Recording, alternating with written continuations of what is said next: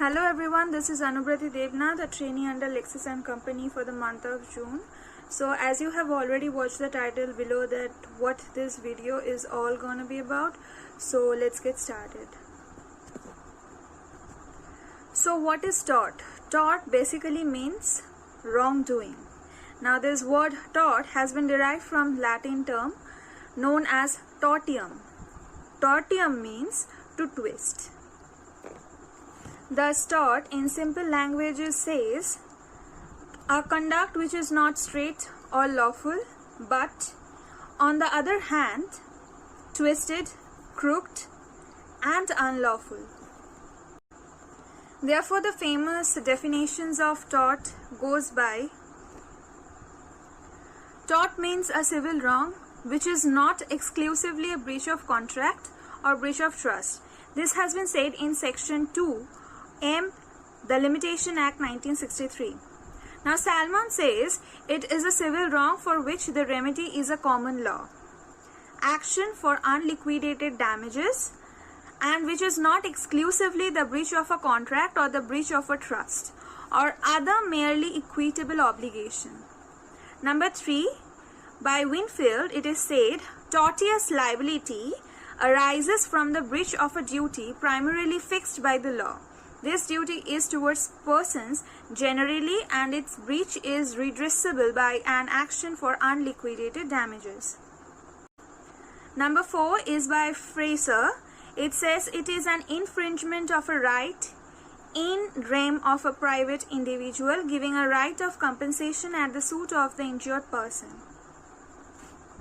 Now what we know from these basic definitions, as you have already learned it or you will get to know from this video, that all torts are civil wrong, but secondly, every civil wrong is not a tort. Historically, there is no definitions of tortious liability. Now what do we say as tort, or what action can we say it as tort? Any civil wrong that consists of unintentions or any mislead will be said as tort.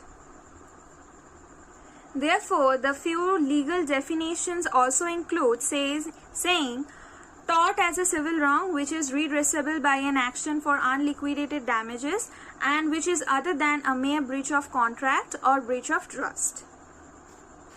Now, few elements of law of tort says: number 1, tort is a civil wrong. Now, what does that mean? Tort is the every actions or every civil wrong that is happening every day. Now what is wrong? There are two differences between wrong. One, that is what we fight with our siblings, and number 2 is the normal civil wrong or the lawful wrong.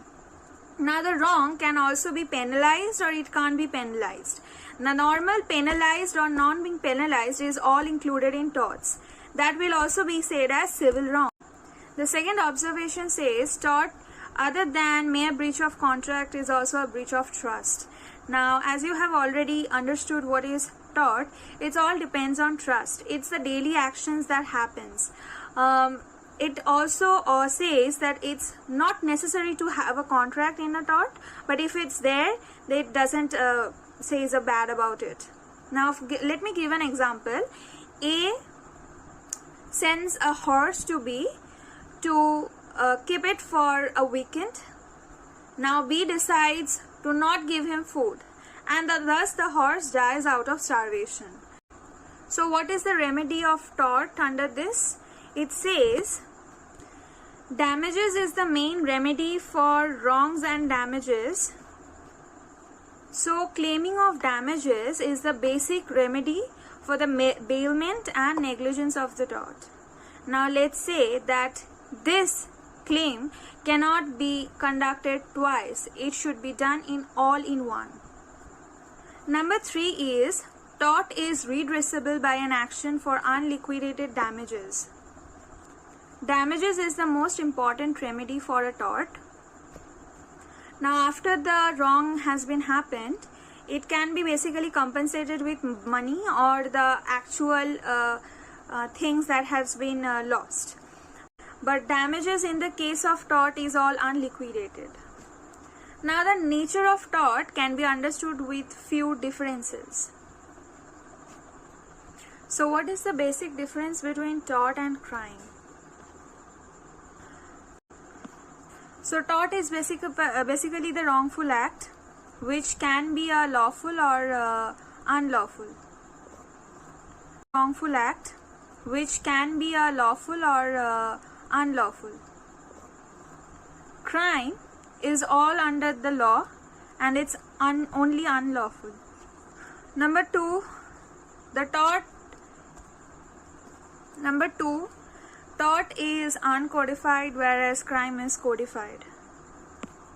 Number three, tort includes infringement of individual rights. Crime is the violation of public rights. Under tort, the defendant will be sued in civil court. Under crime, the defendant will be prosecuted under the criminal code. Tort's basic objective is to protect the rights of a person. The laws under crime says to maintain law and order in the society and prevention against the crime and punish the wrongdoer. Under tort, the defendant has to pay damages or compensation. Under crime, for the guilty of the offense, he can be sentenced to death, or he can also be punished with both imprisonment and fine. Under tort, the balance of probability is also known as preponderance of evidence. Under crime, the balance of proof is beyond reasonable doubt. Under tort, the burden of proof rests with claimant. Under crime, the burden of proof rests with the prosecution. Now let's come to the difference between tort and the breach of contract. Number one, tort is basically without any promise, it's the happening or sudden happening of an event. Whereas contracts happens with the initial promises with law. The rights under tort is all liable for the common law, whereas the rights in a contract are all liable under the parties. Under tort, the law determines the duties, and under contract, the parties heavily determine their duties. Under tort, a minor can be included, whereas under contract, a minor is not included unless and until there are some exceptional cases. Under tort, the privity does not exist, nor the law is needed to exist the privity, whereas under contract, the privity has to exist. That means the parties should make the lawful contract. Tort law takes the motive into consideration. Contract law takes the breach of motive to be material. Under tort law, they award damages, whereas under contract, they hardly or rarely award damages. Under tort, the limitation period will run from the time of the damage, whereas under contract, it starts from the day dated and ends with what it lasts.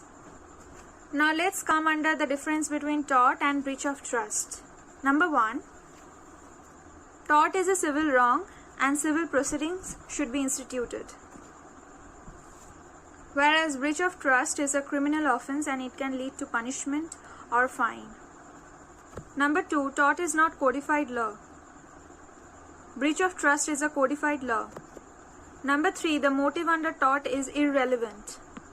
Number three, the motive under breach of trust is relevant. Number four, the law of torts in its origin is a common law. Breach of trust falls exclusively under the jurisdictions of equity. Number five, the plaintiff and the defendant may or may not know each other. Under breach of trust, the plaintiff have to know each other. Number six, the legal remedy for tortious liability is unliquidated damages. Under breach of trust, it is all described in civil proceedings and criminal proceedings. Now let's come to the last and foremost topic. Is it law of tort or law of torts? According to Winfield, it says, tort, according to the law of tort theory, all the unjustifiable harm for which there is no excuse will be treated as a tort. This means he can sue the neighbor if any wrong happens, no matter it has the crime, the unlawful event has a name for it or not. The Indian judiciary supported Winfield's theory under the case of MC Mehta versus Union of India. Now, according to Salmond, it says, the liability under this law arises only when the wrong is covered under one or other nominate torts. This theory is also known as pigeonholes theory, as he was with the law of torts. This means the already described or named crime or wrongdoings will be put by the plaintiff in that section. There is no other name for any wrong. Thank you everyone for watching this video.